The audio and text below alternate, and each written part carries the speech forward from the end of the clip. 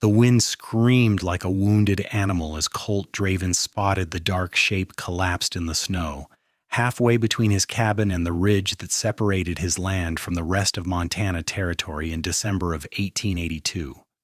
He squinted through the white fury of the blizzard, his breath freezing in his beard, and urged his horse forward despite every instinct telling him to turn back toward shelter. The shape moved just slightly, and he knew it was a person fighting for survival in the worst storm he had seen in 5 years of living in these mountains. He dismounted and stumbled through snow up to his knees, his heavy coat doing little against the brutal cold that cut through every layer. When he reached her, he found a young woman curled on her side, her lips blue, her dark hair plastered to her face with ice. Her eyes fluttered open, unfocused and terrified, and she tried to speak, but only a weak gasp escaped. Without hesitation, Colt stripped off his thick wool coat and wrapped it around her trembling body, lifting her into his arms. She weighed almost nothing, her frame delicate beneath the soaked remains of what must have been a traveling dress. He carried her to his horse, holding her against his chest with one arm, while he led the animal back toward the cabin, every step a battle against the wind that tried to knock them both down. The cabin appeared like a miracle through the whiteout, and Colt shouldered through the door with his burden, kicking it shut behind him against the howling storm. He laid the woman on the bearskin rug in front of the fireplace and immediately set about building up the flames, his hands working with practiced efficiency despite their numbness. Once the fire roared to life, he turned his attention to her, carefully removing her frozen outer garments and wrapping her in every blanket he owned. Her skin was like ice, her breathing shallow and rapid. He had seen frostbite kill strong men, and this woman looked like she had been out in the storm for hours. He heated water on the stove and brought it to her lips, supporting her head while she took tiny sips. Her eyes opened again, brown and wide with confusion, darting around the small cabin before settling on his face. She tried to pull away, fear replacing the confusion, but she was too weak to do more than shift slightly under the blankets. "Easy now," Colt said, his voice rough from disuse. He lived alone and sometimes went weeks without speaking to another soul.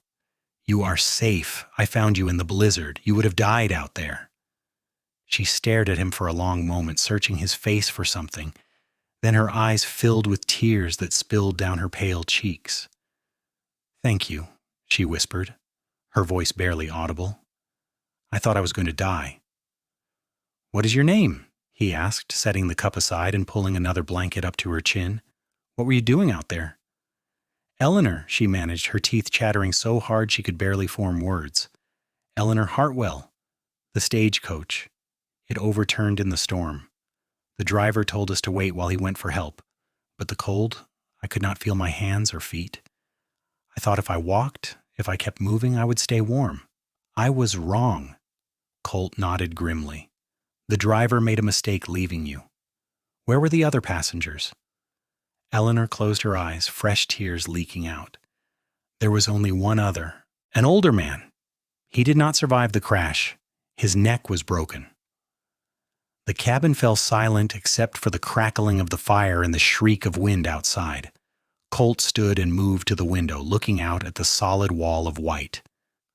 The storm showed no signs of letting up, and he knew from experience that a blizzard like this could last for days.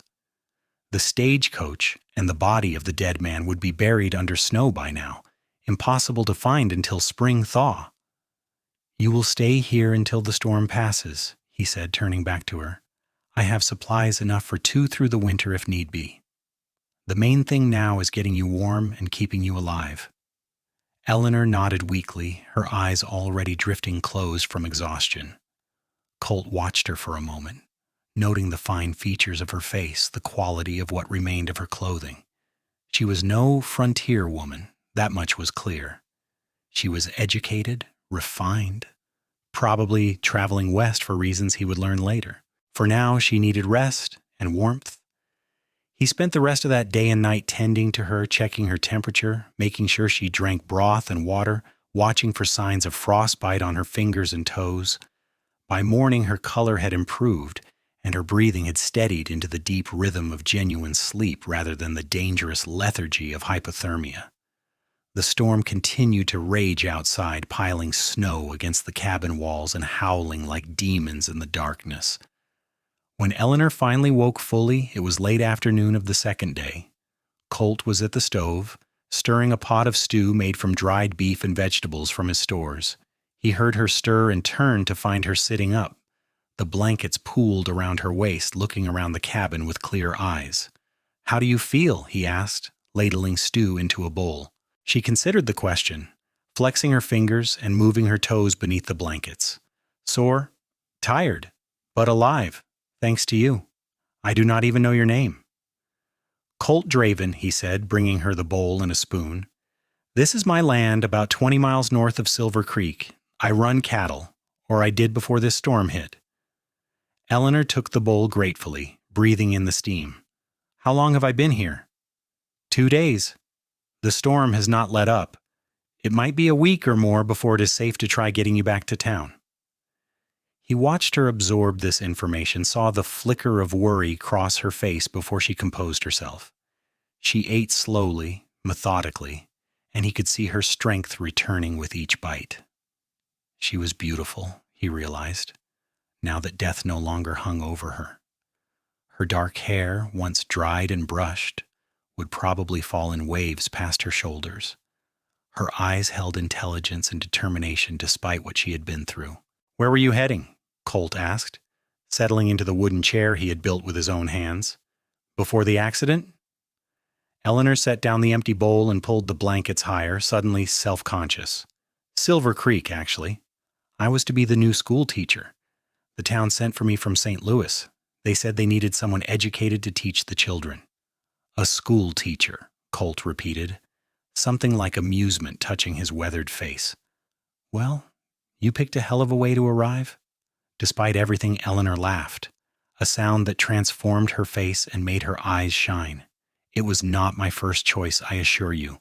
I was supposed to arrive 3 days ago to meet with the town council. They will think I never came, or worse, that I died in the storm." "They might think that," Colt agreed, "but there is nothing to be done about it now. When the storm breaks, I will take you to town myself and explain what happened. For now, you need to focus on getting your strength back." The days that followed settled into a routine that was both strange and oddly comfortable. The storm continued without mercy, trapping them in the small cabin together. Colt gave Eleanor his bed while he slept on the floor near the fire, despite her protests. He was used to rougher conditions, and he could not in good conscience let her sleep anywhere but the most comfortable spot in the cabin. They talked to pass the time, sharing stories of their lives. Colt learned that Eleanor was 24 years old, the daughter of a bookkeeper who had died 2 years previous, leaving her with few options in St. Louis. Teaching was one of the few respectable professions available to an unmarried woman, and when she saw the advertisement for a position in Montana Territory, she had leaped at the chance for a new beginning. She spoke of her love for literature and learning, her dreams of making a difference in the lives of frontier children. In turn, Colt shared pieces of his own history, though he was less forthcoming. He was 31, had come west after the war between the states left him without family or home in Tennessee. He had worked as a ranch hand, a deputy, and finally saved enough to buy this piece of land and build a life of his own.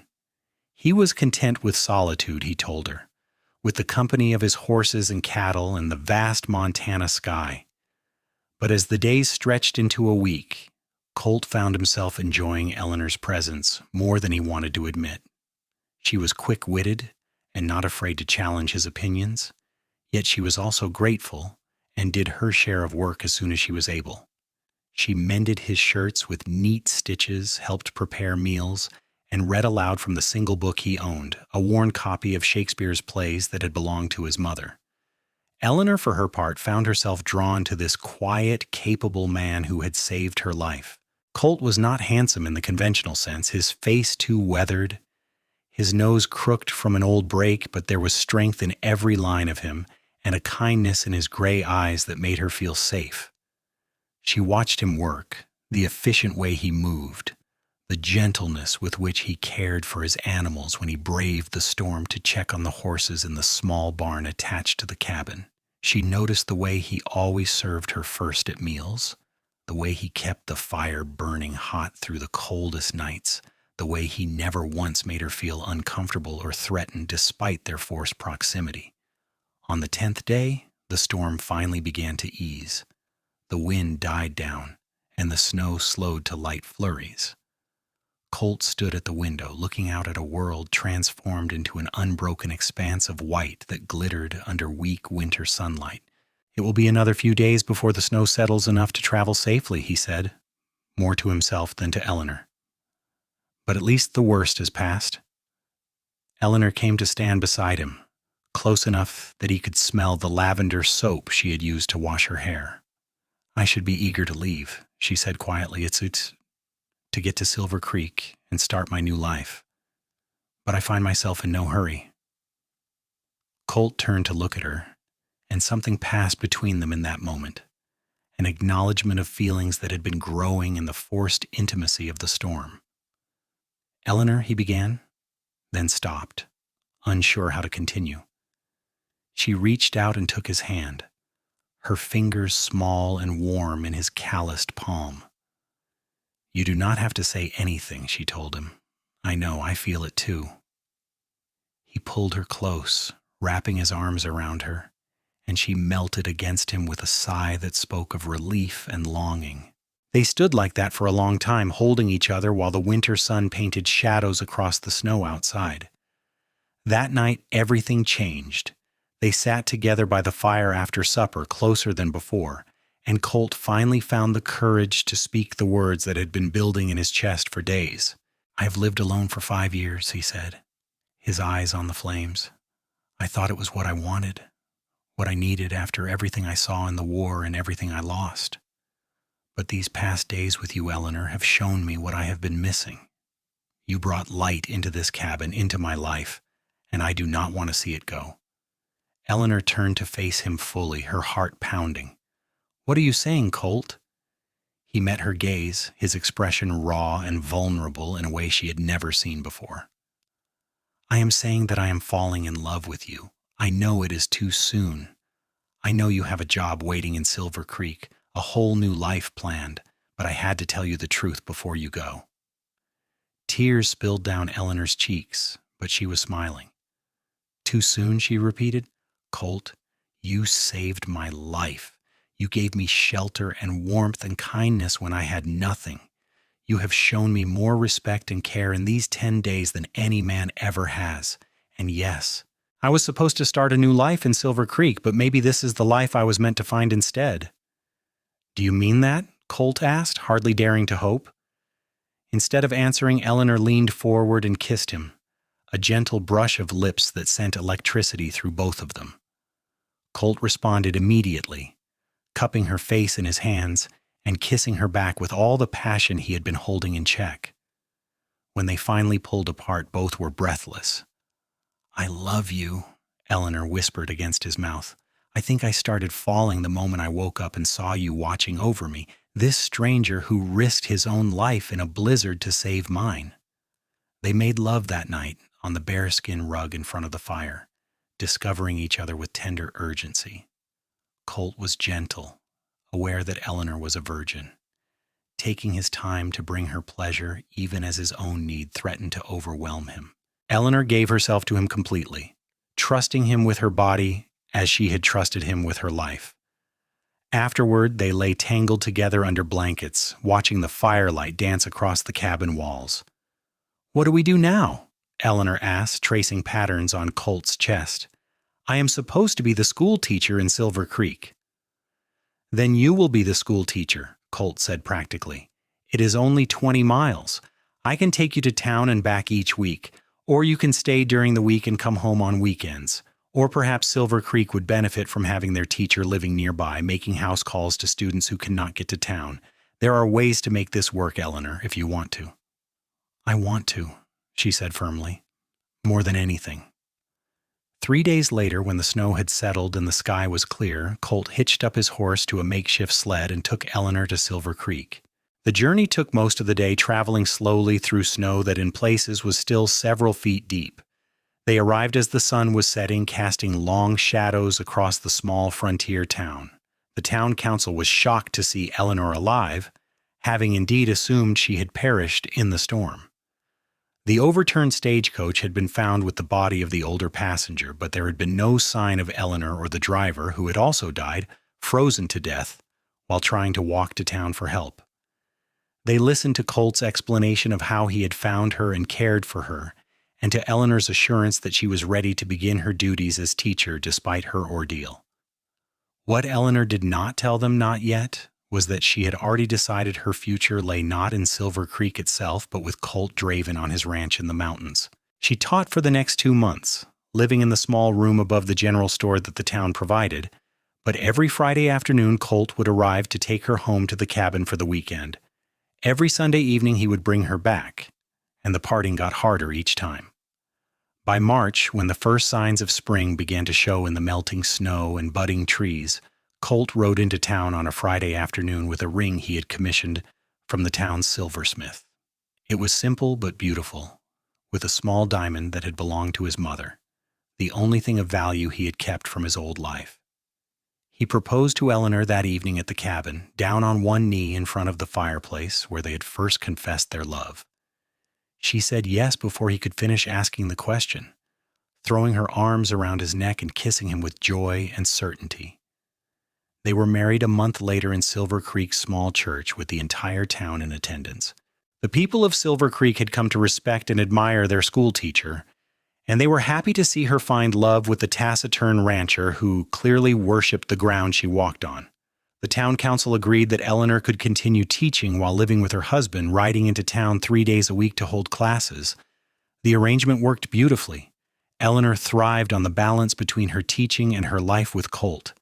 She loved the cabin that became their home, loved helping with the ranch work when she was not teaching, loved the quiet evenings when they would sit together and read or simply talk about their days. Colt, for his part, was transformed by marriage. The solitary, silent man opened up in ways he had never expected, finding joy in sharing his life with someone who understood him.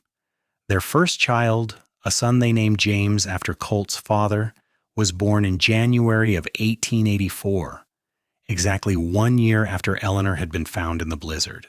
Colt delivered the baby himself with Eleanor's guidance, as the midwife from town could not make it through a smaller storm that had blown in. He held his son for the first time with tears streaming down his face, overwhelmed by the miracle of this new life that had come from the love he and Eleanor shared. Eleanor stopped teaching after James was born, at least for a while, focusing on motherhood and the ranch. But she still gave lessons to the children of neighboring ranchers who would come to the cabin once a week, never quite able to give up her love of education. Colt built an addition onto the cabin, expanding it into a proper house with 3 bedrooms and a real parlor. Their daughter, Grace, was born 2 years later, a tiny thing with Eleanor's dark hair and Colt's gray eyes. She was followed 2 years after that by another son, Samuel, who was loud and energetic from the moment he entered the world. The house was filled with noise and laughter and life, a far cry from the silent cabin where Colt had once lived alone.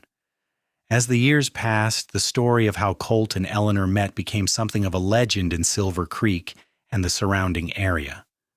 People spoke of the schoolteacher who had been saved from a blizzard by a lonely cowboy, and how that act of courage and compassion had grown into a love that strengthened with each passing season. Young couples would cite them as an example of what marriage should be, built on respect and partnership and genuine affection. Eleanor eventually returned to teaching part-time when Grace started school, holding classes in a room of their house that Colt converted into a schoolroom. Children from several ranches in the area would come twice a week for lessons, and Eleanor loved every moment of it. Colt supported her completely, proud of his wife's dedication and intelligence. They faced hardships, as all frontier families did. There were harsh winters when the cattle died and money was scarce.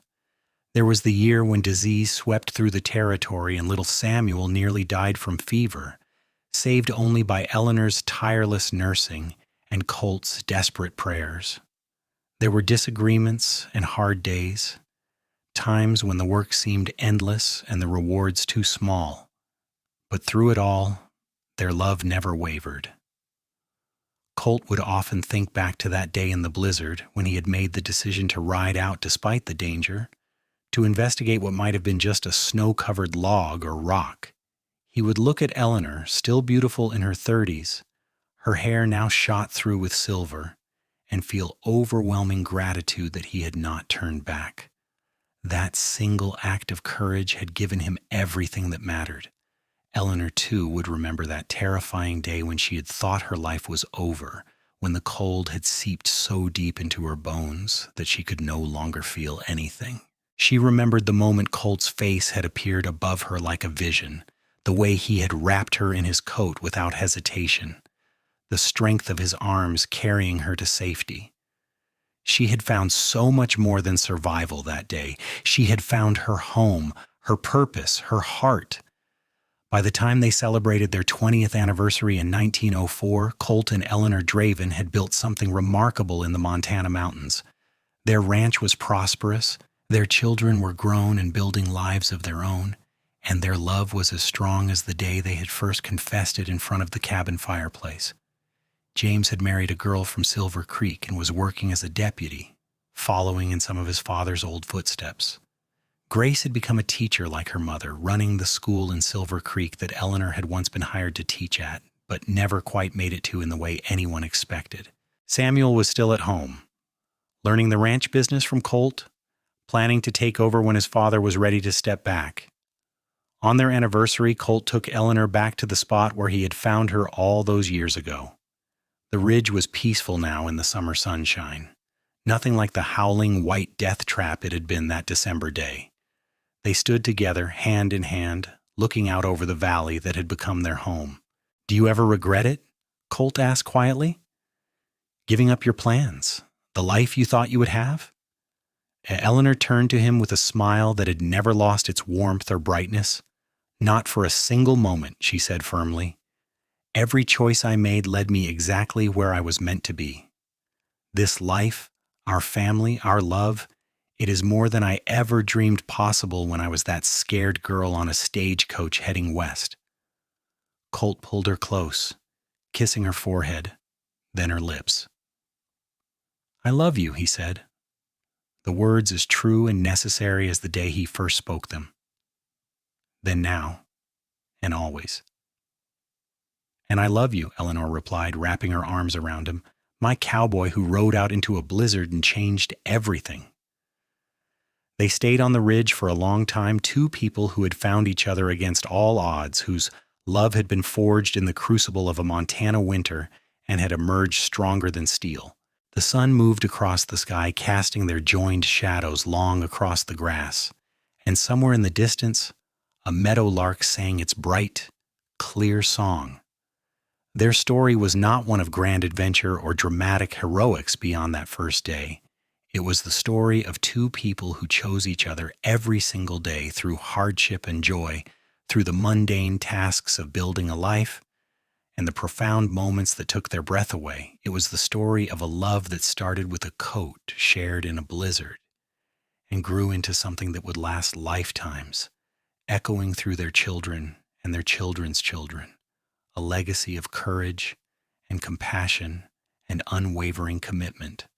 As they walked back to their horses, ready to return home to the house they had built together, Eleanor looked up at the clear blue sky and sent a silent thank you to whatever force had guided Colt out into that storm 22 years ago. She thought of the schoolteacher she had been, young and uncertain, traveling to an unknown future. She thought of the woman she had become, strong and loved and certain of her place in the world. Colt helped her mount her horse, his hand steadying her, even though she had been riding for 20 years and needed no help. It was a gesture of care he had never stopped making, one of 1,000 small kindnesses that made up the fabric of their life together. They rode home side by side, the way they did everything, partners in the truest sense. The house came into view as they crested the last hill, larger and more solid than the cabin that had sheltered Eleanor in her darkest hour. Smoke rose from the chimney, and they could see Samuel moving around in the barn. It was home, filled with memories and love and the promise of more years together. That evening, as they sat on the porch watching the sunset paint the mountains gold and purple, Colt took Eleanor's hand in his, the way he had 10,000 times before.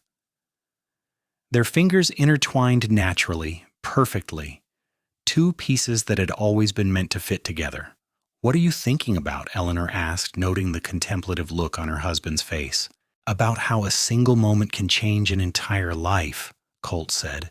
"If the storm had been a little worse, if I had been a little further from where you fell, if I had decided to stay in the cabin and wait it out, everything would be different. We would never have met.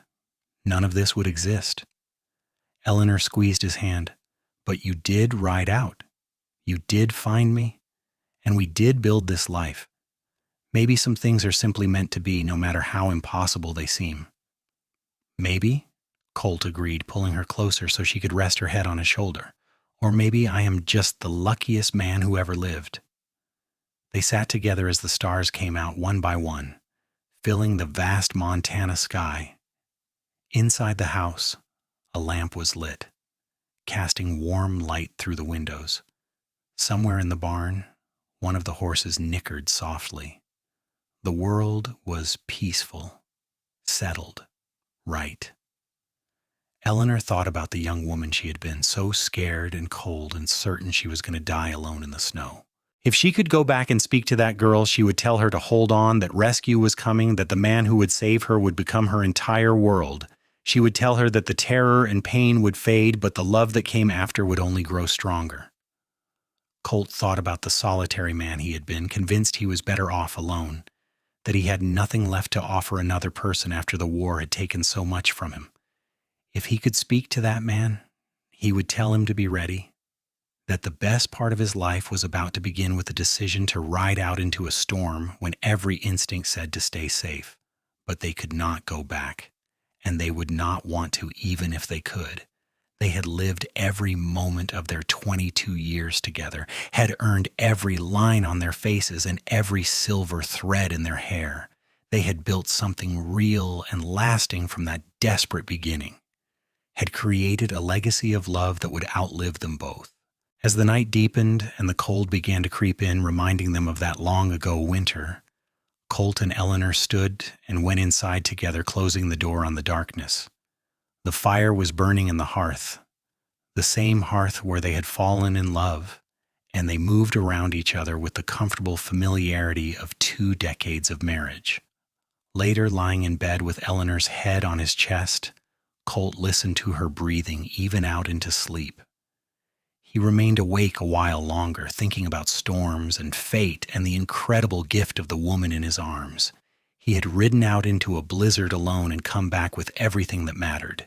He had found her shivering and dying in the snow, had shared his coat and his cabin and eventually his entire life. And she had given him everything in return: her love, her strength, her laughter, her partnership. She had taken a lonely cabin and made it a home. She had taken a damaged, solitary man and shown him how to live again, how to love again, how to believe in tomorrow.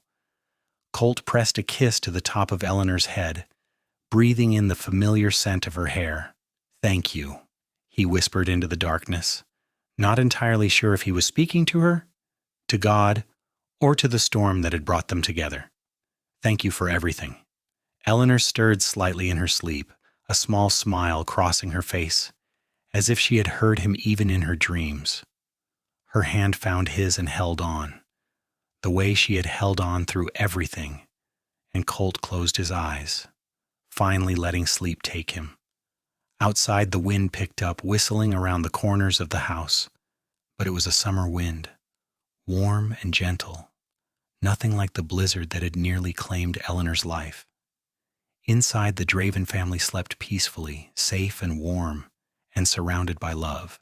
And in the morning, they would wake to begin another day together, adding another small piece to the beautiful, imperfect, perfectly real life they had built from a chance meeting in a Montana blizzard and a cowboy's decision to be brave when it mattered most.